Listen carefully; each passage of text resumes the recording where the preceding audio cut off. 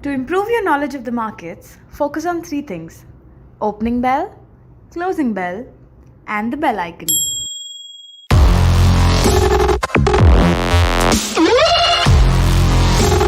Welcome back दोस्तों। इस 4 biggest mistakes in derivatives trading की 3rd एपिसोड में आज मैं 2nd और 3rd मिस्टेक्स पे बात करूंगा। दूसरा सबसे बड़ा मिस्टेक है यूजिंग टू मच लेवरेज, मतलब बहुत ज्यादा लेवरेज लेना।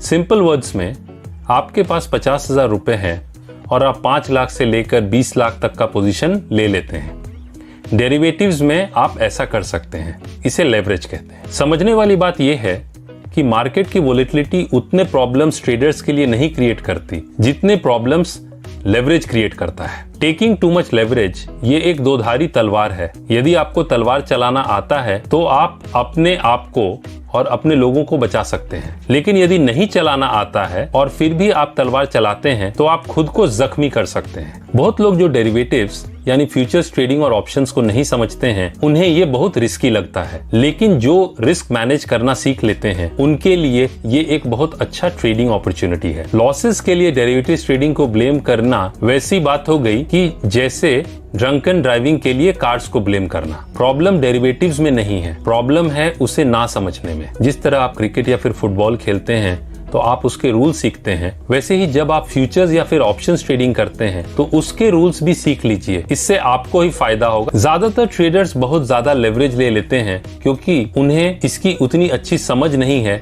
कि कितनी लेवरेज लेनी चाहिए। आपको एक एग्जाम्पल के साथ समझाता हूँ।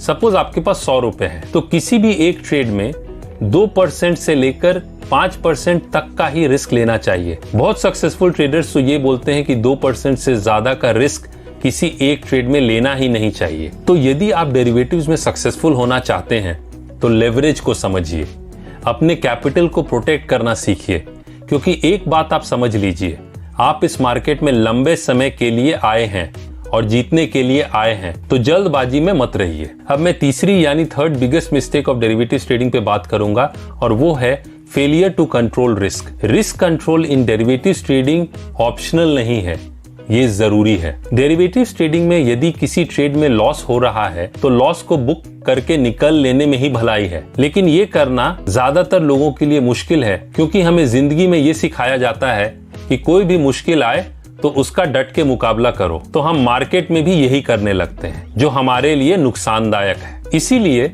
ज्यादातर लोग अपने लॉस वाले ट्रेड से निकल नहीं पाते जब तक लॉस इतना बड़ा नहीं हो जाता है कि उनके बर्दाश्त करने से वो बाहर हो जाता है। आपका पहला प्रायोरिटी एज अ ट्रेडर है कि जो भी करने की जरूरत पड़े वो आप करें, ताकि आप इस मार्केट में कल भी रह सकें। विनर्स और लूजर्स जो मार्केट में है, डेरिवेटिव्स मार्केट में, उनके बीच का अंतर सिर्फ रिस्क कंट्रोल ही है। वोलेटिलिटी मार्केट में हमेशा रहेगी, कभी कम कभी ज्यादा, तो उसके साथ जीना सीख लेना चाहिए, और वो तभी हो पाएगा जब आप रिस्क कंट्रोल करना सीख लेंगे। रिस्क कंट्रोल करने के लिए आप स्टॉप लॉस यूज कर सकते हैं, कितना लेवरेज और कितनी बड़ी पोजीशन बिल्ड करते हैं उसमें भी ध्यान रखिए। जहां तक हो सके 2% से 5% तक का ही रिस्क किसी एक ट्रेड में अपने कैपिटल के हिसाब से लीजिए। लास्ट में मैं ये कहना चाहता हूं कि यदि कोई ट्रेडर अपने कैपिटल का 20% लॉस कर देता है तो उसको वापस अपने कैपिटल को 100% लाने में 25% रिटर्न जनरेट करना पड़ेगा, क्योंकि पहले जो उसका कैपिटल 100 रुपया था वो घट के 80 रुपया हो गया है। अब 80 को 100 करने के लिए उसे 25% रिटर्न जनरेट करना पड़ेगा।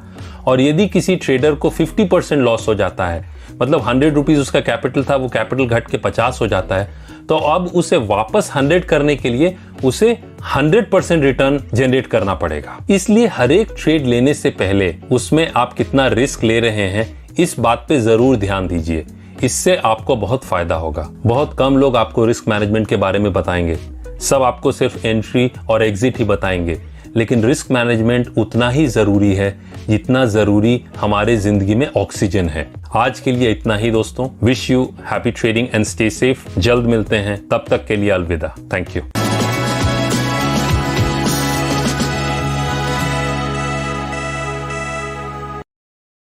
Investments in securities market are subject to market risks. Read all the related documents carefully before investing.